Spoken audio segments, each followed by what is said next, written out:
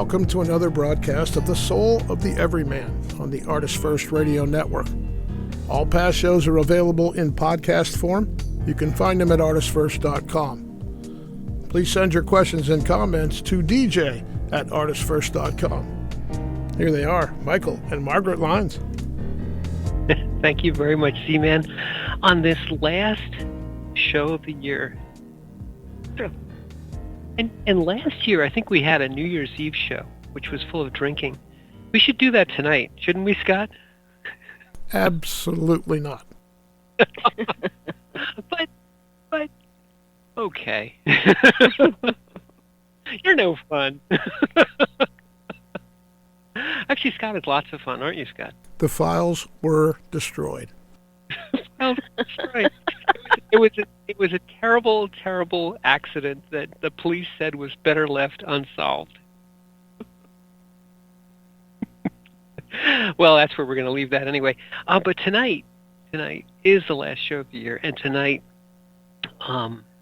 we're going to say one thing. No. Oh. Oh, no. Oh, no. Tonight we're going to talk about a quote from our good buddy C.S., because C.S. Lewis is he is really one of the quintessential Christian writers of the 20th century, right? Certainly 20th century. I think he passed away in the late 60s, maybe. Not sure Either, but he was a contemporary of our friend J.R.R. Tolkien, and one of the Inklings, one of this group of great writers that was, would gather at their pub in Oxford. I believe it was called the Eagle and the Child, and it was named so because there was a signboard that had an eagle carrying off a child over the pub. One of those quintessentially welcoming English pubs, like the Dagger and the Heart and the steak, and I don't know. It's just so this eagle's carrying off a child, and that's a great place to gather right there. With the raptor carrying off the defenseless child. But tonight we're going to talk about C.S. Lewis, about his take on free will, and on our take on free will. But I think we had been talking about this earlier this afternoon, and I think one of the points that we made and that we'll bring up is that free will is what separates. It's the mark of source of the infinite within the finite, and within that which is created. Within the creation. The mark of the infinite is the trace of free will, that which separates the creation from the creator, and from the spark which embodies those parts of the creation which hold a piece of source. And so we should be both grateful and guardful, mindful of our free will, and understand that it is a vast and subtle power. It gives us, as we'll explore what C.S. says, but it gives us the freedom to choose, and it gives us the freedom to choose what we call good and what we call bad. It gives us the freedom to be bad. To reject love, to reject goodness and joy, also to engender and to spread love, goodness, and joy. And it separates us from the creation in that the creation just is. It is in an eternal isness of being. And as Einstein said, or perhaps I believe Einstein said, it's like a big clock. It just unfolds moment by moment by moment, causally, and entirely, utterly predictably. And then you throw in this monkey wrench of free will. And free will isn't predictable. And that's where we'll kind of start. Do you want to? Would you like to read C.S.'s quote? Yeah. Let's start there. If a thing is free to be good, it's also free to be bad. And free will is what has made evil possible. Why then did God give them free will? Because free will, though it makes evil possible, is also the only thing that makes possible any love or goodness or joy worth having. C.S. Lewis. And in researching this, I also ran across a couple of other, sort of pithy quotes about this, and one of them who also talked about fate. People talk about, some philosophers have talked about the illusion of free will, that there is no such thing as free will, that everything is fated. There's also the many universes theory, which comes to us from really from advanced quantum physics. And in that one, all potential universes exist somewhere, and all potentialities, all potential outcomes, all potential results of all potential actions are somehow in existence in some way, shape, or form. So you might say, well, there is no such thing as free will. Every action is actually just, in another universe, if you will, or every action merely is your path through another universe. But I would say, therefore, what is guiding the path?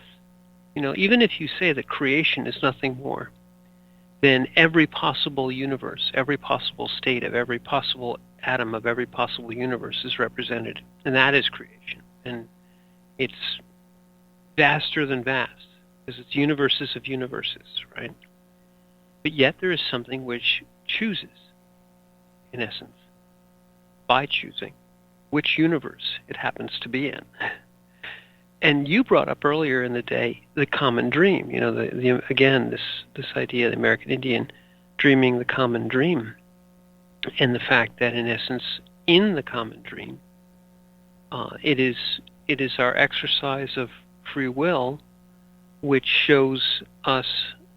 Well, you might as well make your own point, because I'm probably getting it wrong.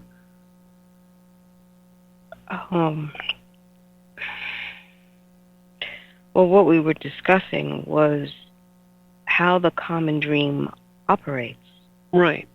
I'm sorry. I got it backwards, but go right ahead. No, just if we are all coming together to share in a common dream or a common creation, how would you go about doing that? And if each one of us is given free will, how does that operate within trying to come together to share a common dream? So, in essence, you have to respect each personal dream bubble, creation, and how to do the interaction, because an interaction basically says you're sharing, you're not dominating. And that's the test. Are you in an interaction or a relationship where one reality is dominating over another? Or are you actually sharing in a creation together? And that concept of how does that actually function energetically? So if you are in your own creation or dream world, or however you, as they say, we all come together to dream the common dream. If you are in your own world and you're grounded in a broader field where you can expand your world. Basically, you're expanding your world, stretching your boundaries to be able to interact with concepts outside of yourself, outside of what you've created. So it's an interesting interaction, and to be able to do that without being destroyed, I think is the goal here. Well, I thought it was also in the context of, we were talking a little bit about the "Is That So" story, and that the again, in the common dream, that you have the isness of reality, you have those who are embodied within it, who have the free will, and then you have, in essence, your choices about the next moment of reality, and then you have this idea that others within that reality can come to you with, let's say, again, in the example of the "Is That So" story with Hakuin, I can never get his name right, but with the monk who's accused of doing something nefarious, and he basically responds with, "Is that so?" Which is this reality? Is this the actual thing? Is this the actual truth? And that response being his expression of his free will, in essence, to the other's desire to have him buy into a false reality, a false concept.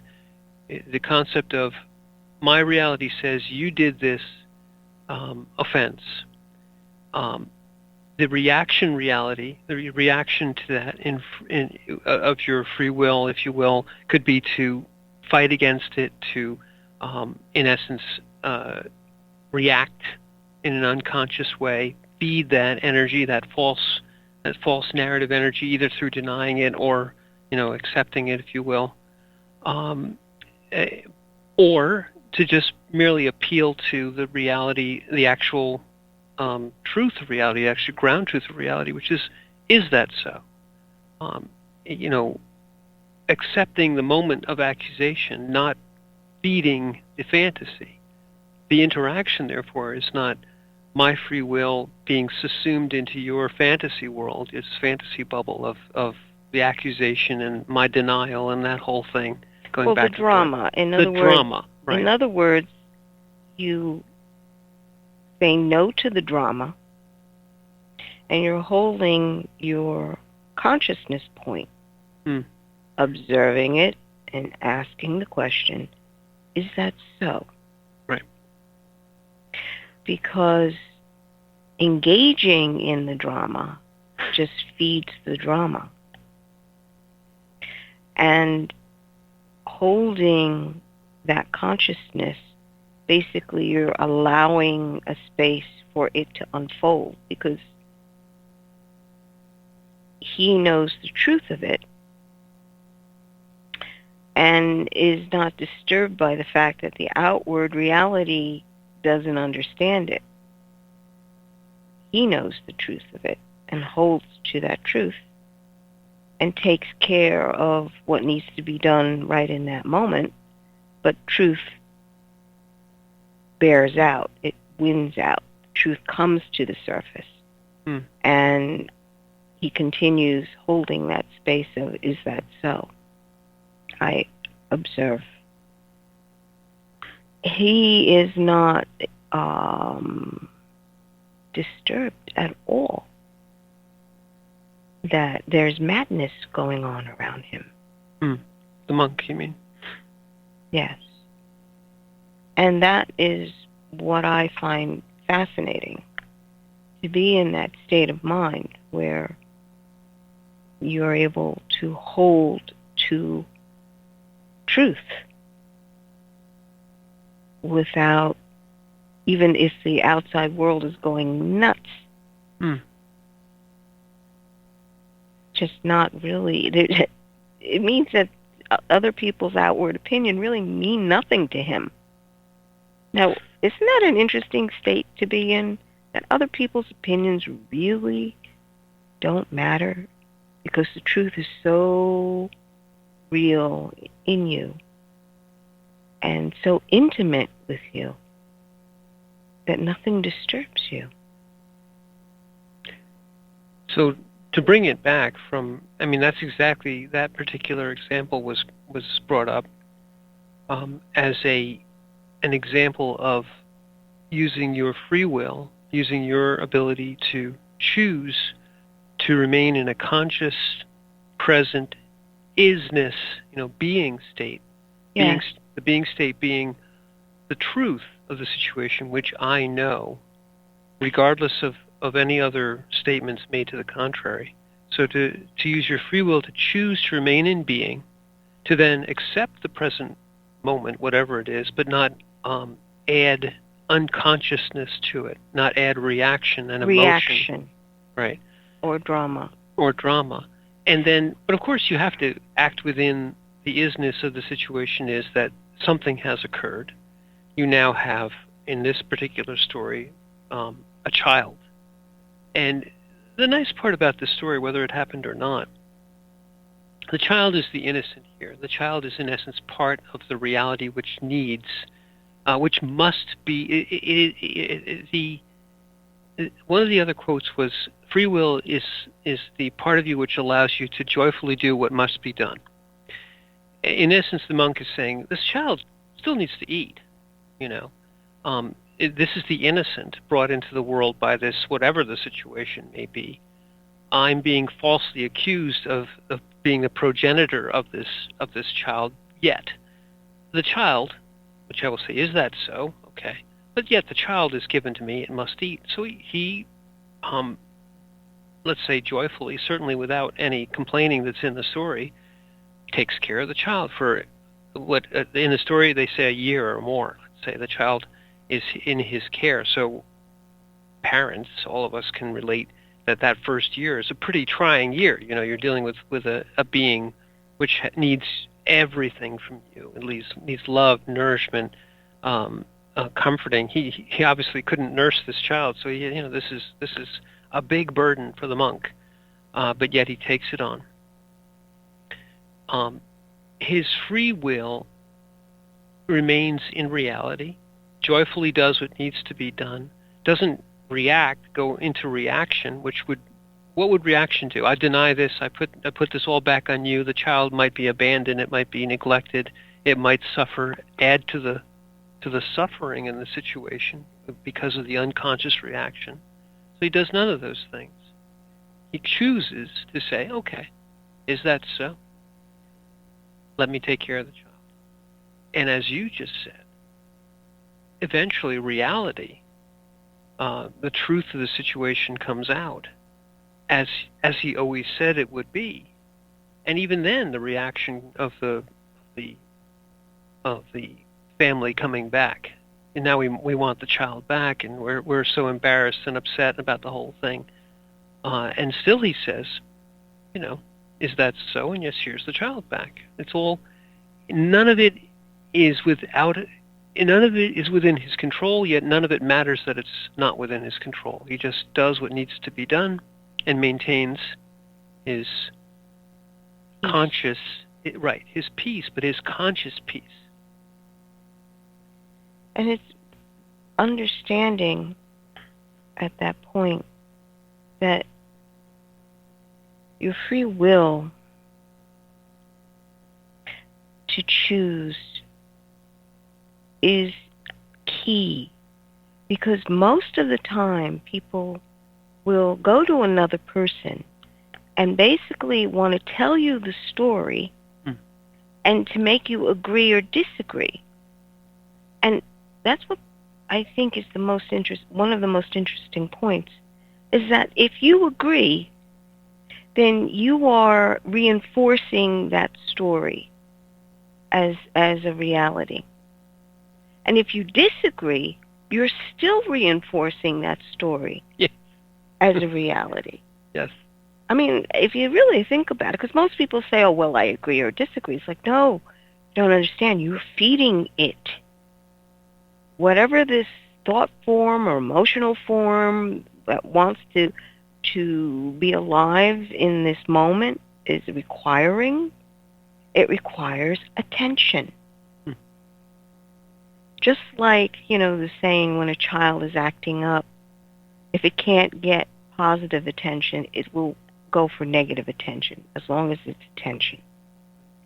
But when you think of that, it's like, well, isn't that the baseline reality of how we do things in our world?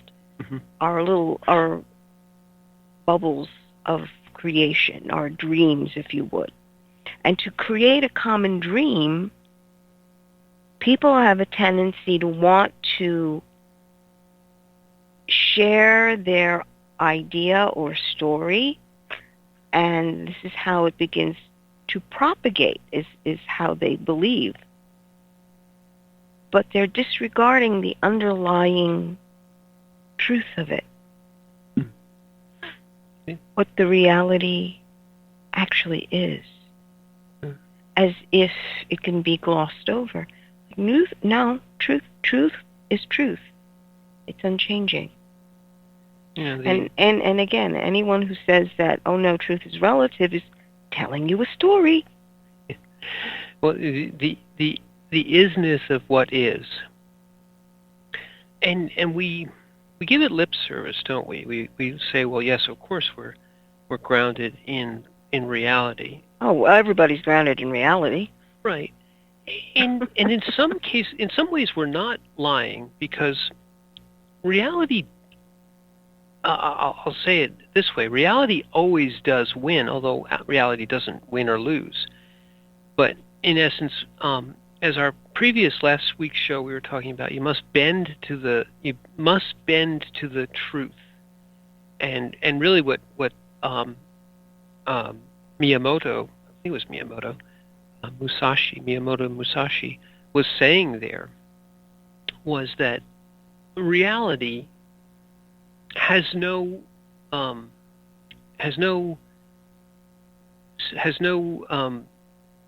skin in the game in one regard. It doesn't care. It just is.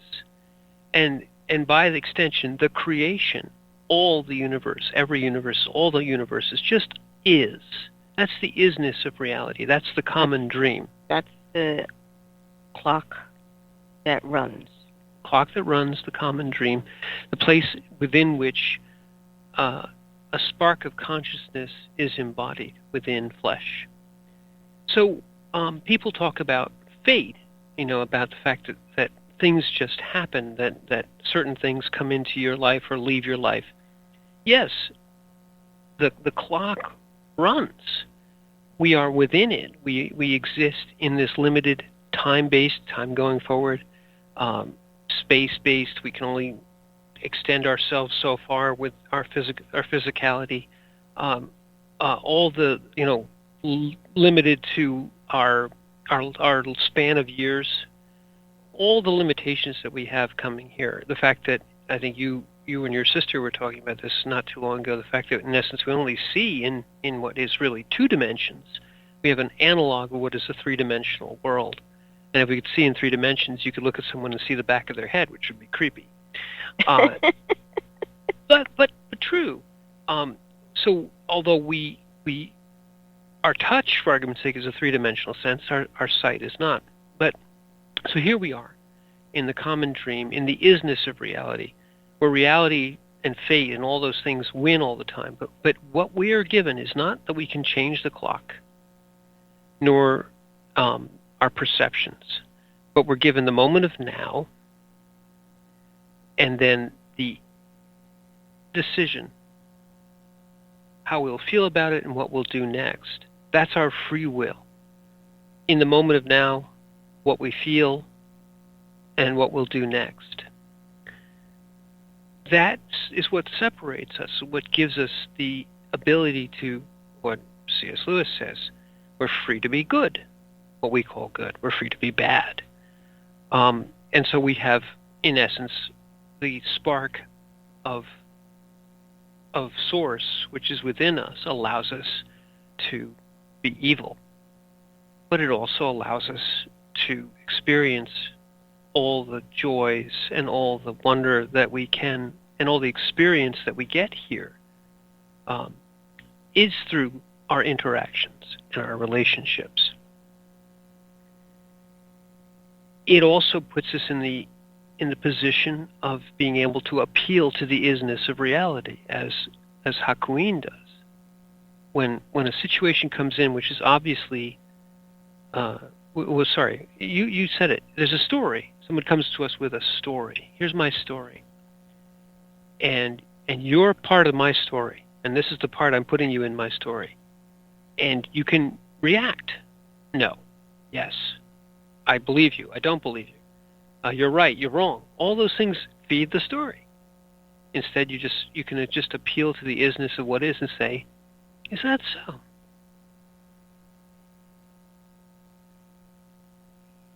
And there are many stories out there that someone comes to you, and you know when you're only hearing one side of a story. Yes. I mean, there's a distinct tenor, frequency, when someone is telling you their side of the story, and you're sitting there going, okay, I need to see what this other side is going to say. Usually I refer to that as you can hear the fine edge of an axe being ground. Let me tell you all about this story. Okay.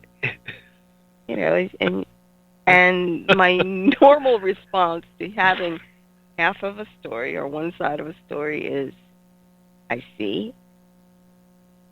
Is that so? So that's when you have to, it makes space, because they only want you to make enough space just to accommodate them and no one else. That's what I find interesting. Story is usually told in a way so that you accommodate space for their story, but not take into account anything else. It's kind of fascinating when you see that, and you just realize, and it's the immediate reaction that a person has is, there's another side to this. I need to make space for this other side because there's no perspective here. Well, it's interesting you say that, because when you hear a story like that, and we've all heard them, and probably we've all told them, but let's just say, when you hear a story like that, they do feel airless or airtight. Really, the stories have an inescapable conclusion, and the inescapable conclusion is the person who is telling you the story wants you to agree with their side of the story. As you said, they want the story to be reinforced by your agreement.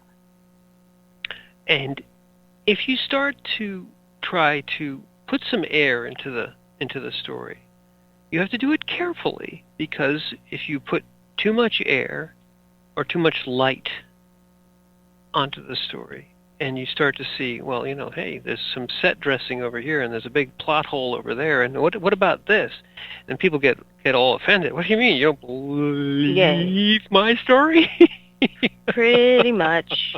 But that's my point. It's usually when someone is in this kind of a mode, yes, and they're telling the story, you can't interrupt with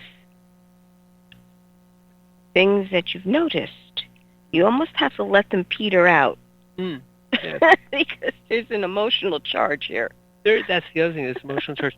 You know what we've done? This part of our story has hit the halfway mark. So let's take a little break in this story and go back to the studio, and we'll come back and have the second half of the last show of the year.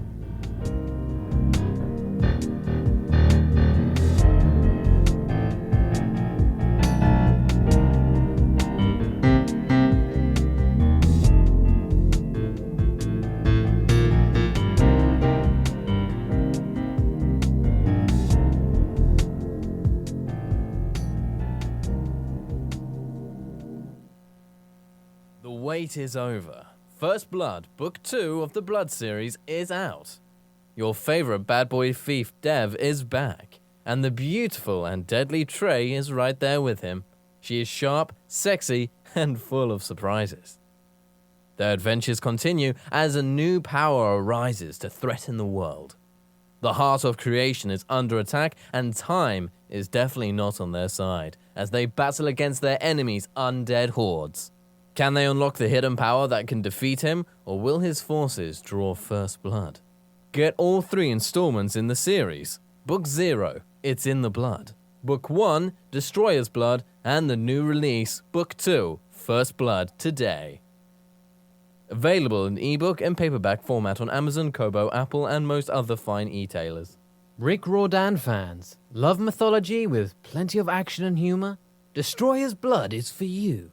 The new fantasy novel by award-winning author Michael Lynes is Book 1 of the Adventures of Devkalion, the Blood series. Follow Dev and his magic sword Betrayer as they are suddenly attacked and forced to return to Olympus to fight in a war they want no part in. The world of men and gods is about to be destroyed by Zeus's ancient foe, and only Dev and Trey can stop him. The conflict never stops, and the amazing twist will have you on the edge of your seat. Act now while the ebook is on sale for only 99 cents. Destroyer's Blood is available on Amazon.com, Barnes & Noble, iTunes, Kobo, and fine e-tailers everywhere. And while you're there, get the free prequel, It's in the Blood, available for a limited time. Hi, this is Hannah Ruth from the band Wild Hum. Check out our new Americana Soul CD, Wild Hum, at our website, wildhummusic.com. And you are listening to the ArtistFirst Radio Network. Thank you. The Fat Man Gets Out of Bed is the latest book from Michael Lynes, the award-winning author of There is a Reaper. Featuring 13 original stories, this wide-ranging collection has everything. Forbidden love, gods versus demigods, weird invading aliens, sexy seductive artificial intelligence, and unusual passion between the living and the dead. All set amidst fantastic worlds of pain and loss and boundless joy. From the sublime to the macabre to the bittersweet, The Fat Man Gets Out of Bed will leave you breathless with laughter, brimming with tears, trembling with suspense.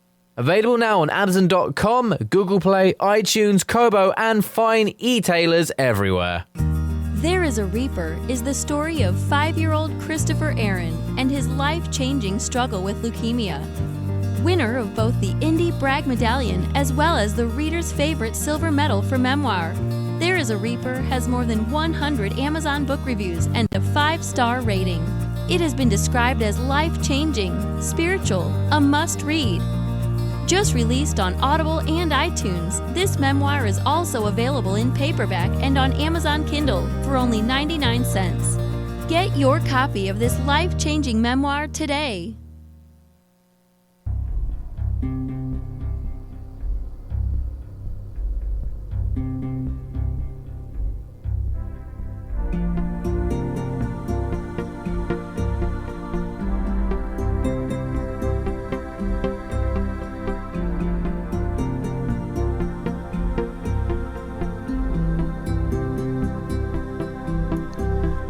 You are listening to the soul of the Everyman, and that means you, on the ArtistFirst Radio Network. Back to your hosts, Michael and Margaret Lynes. And that means you. Listen here, we're talking about you. Yeah, well, Scott, you are right. That does mean you. And on this very last show, the last half hour of the very last show of 2021, we're going to talk directly to you. And this is all about but tonight we are talking about us in the sense we are talking about all of us in our incarnation, our limited incarnation on within this reality, within this multiple universe reality, whatever you want to call it. We embody a spark of the Creator, as you call it, source. Let's keep it impersonal, of source, and source consciousness is that to which we owe our exercise of choice, of free will within the creation, within this giant clock, within this giant multiverse, which is vast and unfathomable from within. I would call it a creator being, because it's a gift life is a gift, and we receive that gift. Exactly. But even if we leave it completely impersonal, and just call it consciousness, the vastness of consciousness, of source, we are each individual consciousnesses with the ability to choose, and we can choose. Interestingly enough, we can choose to be unconscious, to react in an unconscious way, to engage in fantasies of emotion, fantasies of the mental faculty, fantasies of interactions which bear little or very little relationship to that which is the isness of reality. We have the power to inflate these, if in the most negative sense, these psychoses and these neuroses, but just let's call them fantasies, to inflate these fantasies with our own source energy. So, as we mentioned in the previous half hour, we have our stories. We tell each other stories. We have our own within ourselves. We have our stories. This mental voice, this constant sort of internal talking to ourselves. Totally refers to it as this internal voice that tells you that this is good and that this is bad and that you should do this and you should be that and why aren't you this and why aren't you that. This is within us, and then we can use it to create these great stories about the people around us, and then, as you say, people will come to you with their great story that they want you to just agree with, and it's this airless, completely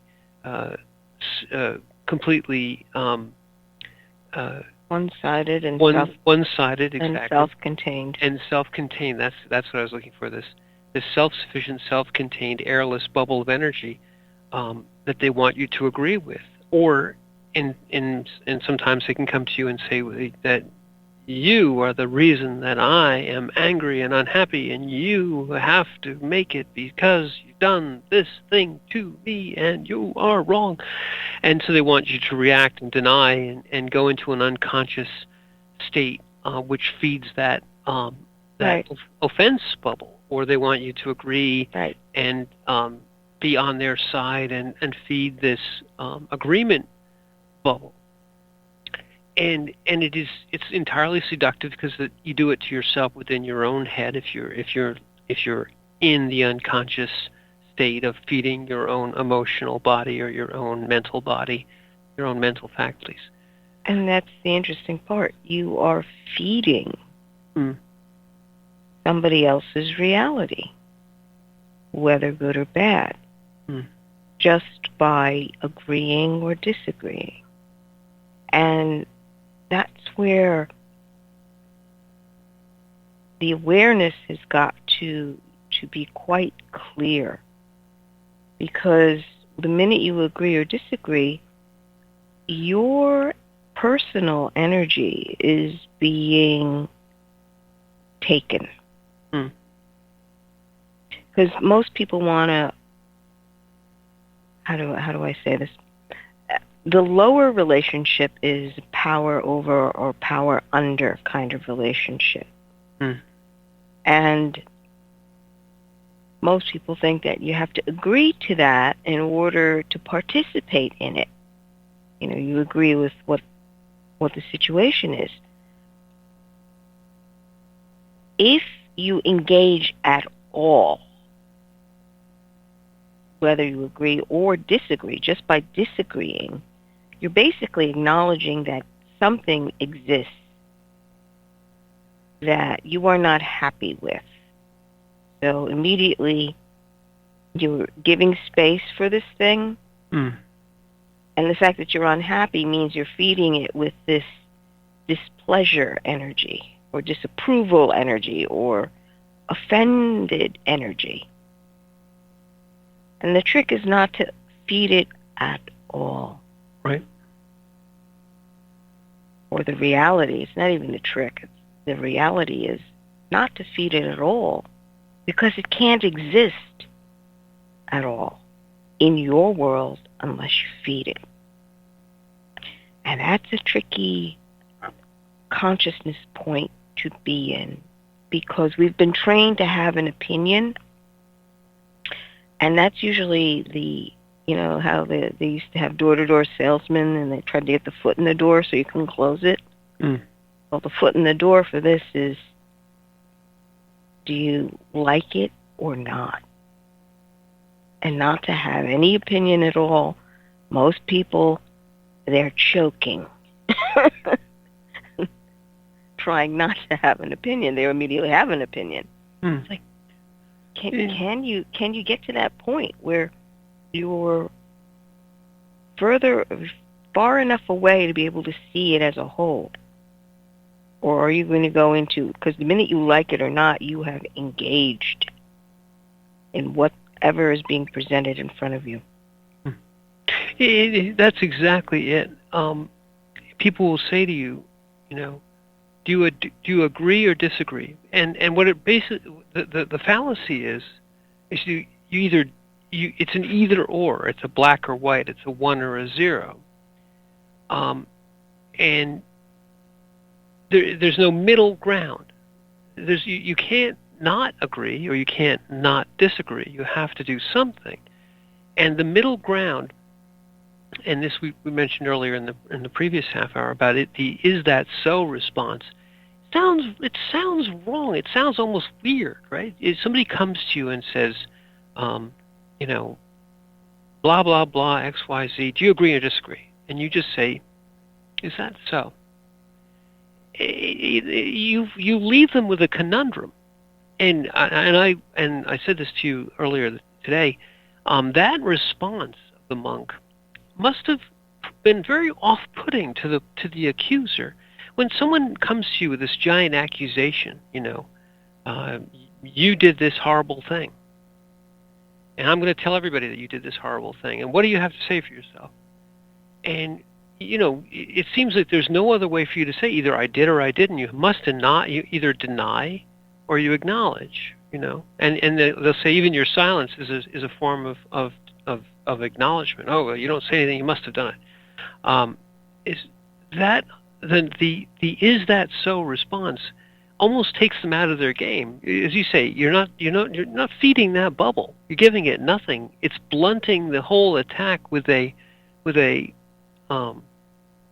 It's like somebody comes to eat, and you just give them, nothing. No, you can't eat here. I give you nothing. And it reduces, it baffles, it puts their mind into the intermediate state. It almost wakes them up from this unconscious accusation state and story state, because the story's not getting fed. It's like, wait a minute, you're not agreeing or disagreeing. You're just saying, "Is that so?" What does that mean? It stops them for a second. So the "is that so" response both helps you and it helps the person who's coming to you with this pre-made story. Or can. It will only stop them if you really don't have an ego to engage. Right. Okay, and I don't know very many people who have no ego at all. That's the challenge. And I think when we heard this first said very recently by Tolle, he was saying it to someone as a response to a question. He said this is an extreme example, but I think what he really meant was this is the most challenging way. If you're going to do this, you have to be really advanced. It's extremely difficult to respond to an accusation like that with nothing more, with completely egoless, "Is that so?" And then accept the situation and move into it without giving them anything. However, that is the goal. Yes, and in fact, that's was it Paul? St. Paul was saying that it doesn't matter. I'm a man of no repute. Mm.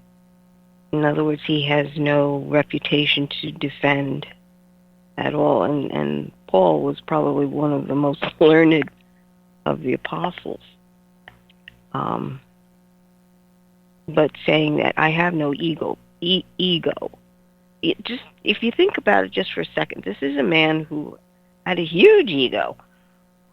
He was one of the most, in the equivalency of this society, PhDs out the wazoo. Right. He was in that learned community doing lectures and leading. Basically a Talmudic scholar. Yeah, it was a scholar of high repute, citizen of Rome. It spoke several languages. Et cetera, et cetera, et cetera. And was trained in the art of dialectic or being able to argue your points. Mm-hmm. And to be turned around realizing that there's a greater truth than his own mind. I mean, you're like, really? Have you ever really met anybody who was on that level, these huge intellects? Mm. All you see is huge egos with huge intellects. Mm. Yeah. But, to be turned around like that and just say, no, there's someone greater than I, wiser than I, knows much more than I. I am a man of no reputation. That concept of understanding that there is no ego if you're coming to this point, understanding that your free will is your ability to make this leap. Mm. And you're not the only one who has this ability of free will, but every other human being does as well. They can make this leap. It's the lightning bolt from heaven that knocked him off the donkey. Well, it's very interesting that that free will, because it is a power that we all possess, actually in equal measure. Mm-hmm. In fact, the only thing which may injure your free will is your free will. And yes. So we possess it all in equal measure. So in essence, there is no ego. Free will in and of itself, and the exercise thereof, it should be egoless because it is of equal stature to the creator, to source, and to all other sparks of source within the creation. Maybe that's why the ego attaches itself to the concept of free will and uses it to bludgeon the rest of you, rest of anyone or everyone into some kind of an alignment with them. Well, it bastardizes free will into, is it right or is it wrong? Right, and free will is so much more than that. It's like, it's my free will. It's like, okay, but your my is more than ego, my. More than the little I or the surface I. There's a deeper I, a larger I. The pronouns don't even come close to describing your being state. But it's fascinating to see how it all gets manipulated so that free will, which is your superpower, if you want to call it that, can be manipulated by little ego. Or as you say, ego attaches itself to it and uses it to bludgeon the rest. Right. And emotion also, in essence, powers itself or uses emotion to drive the free will, to drive the decision. How do I feel about it? I feel bad about it. I feel good about it. That kind of thing. Right, and to basically say, well, the way I feel about it has got to be the only way. And it's like, no, what feel are you talking about? Is it a mental feel? Or is it an emotional feel, or are you coming out of the depths of your soul? Is it a soul feel? It's like we don't have enough words in English to describe the myriad of states of being that a human being actually has. It all gets rolled up into these little consonants and vowels. Yeah. Well, and then, Tolle calls it the deeper I. And I think that, again, the I is the word which is so desperately overused, because the ego I, still the same, sounds like the same word, is the one that is this little, I don't like. I am an accountant. I am a doctor. I am this great intellect. I am. This is not the I am who am.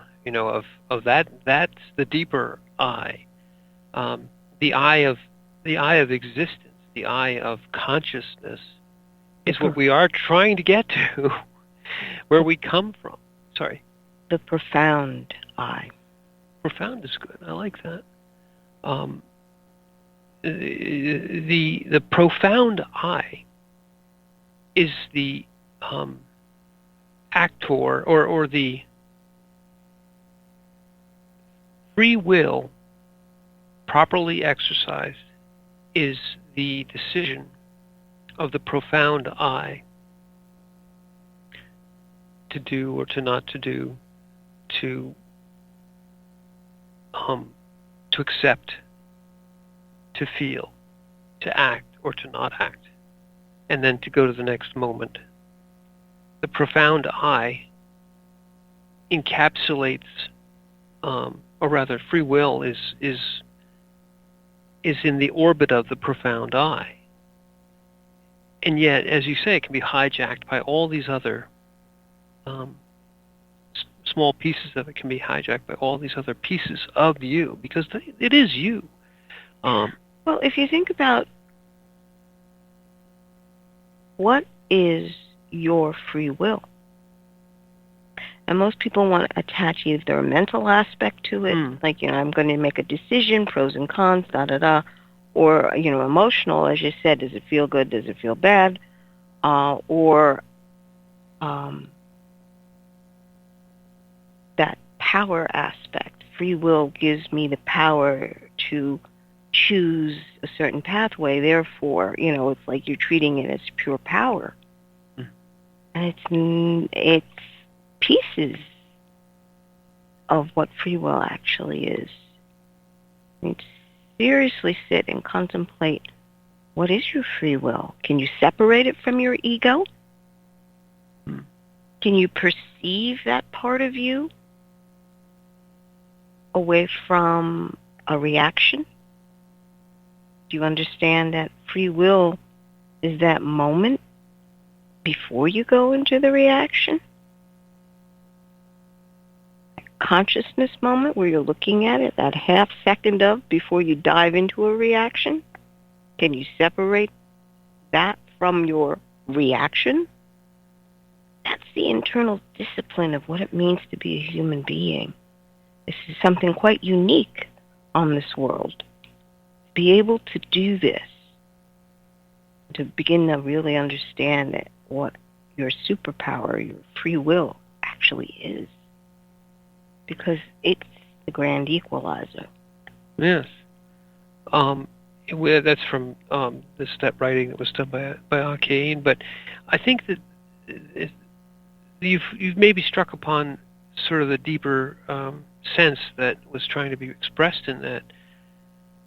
The grand equalizer, if you will, of free will is its ability to bring your being state into alignment with the isness of reality in that regard. And by alignment, I don't mean that you are part of the creation,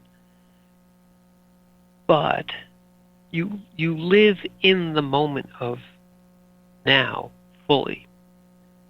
And to live in the moment of now fully the great equalizer, is free will, which allows you to act in the next moment. You have that moment of realization, perception, of then acceptance of this is the moment of now. And then you have as you moment right there, you have a free will moment at that instant. And you can say, I'm going to go react. I'm going to go into the unconscious state. I'm going to go feel. I'm going to have an unconscious emotional state. Or I'm going to stay right there and exercise in full consciousness my free will into the next moment. And just the point I wanted to bring up is that is the reaction is an unconscious state. Mm-hmm. Most people don't make that connect. They think that because they're in a reaction, they're conscious. And that's probably the furthest thing from the truth. In a reaction, you are not conscious at all. And have you ever tried to stop yourself in a reaction? It's almost comical. You can't. You just can't. You got to have the reaction play all the way through. Take a breather and go, oh, I did that again, didn't I?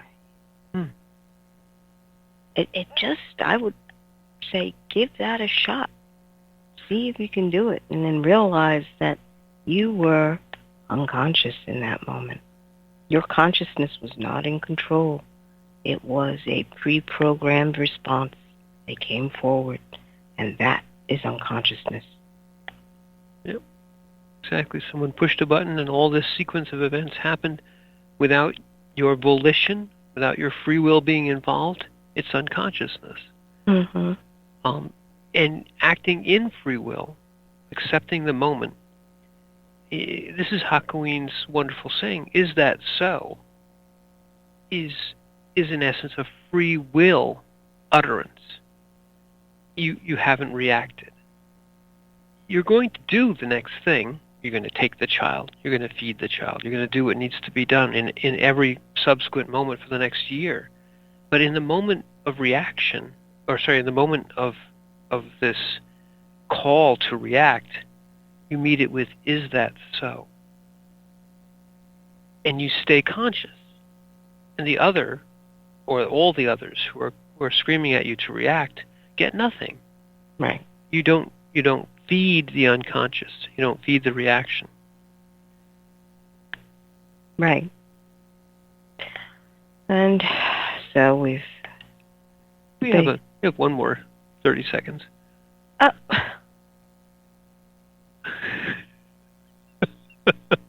I'm not going to react.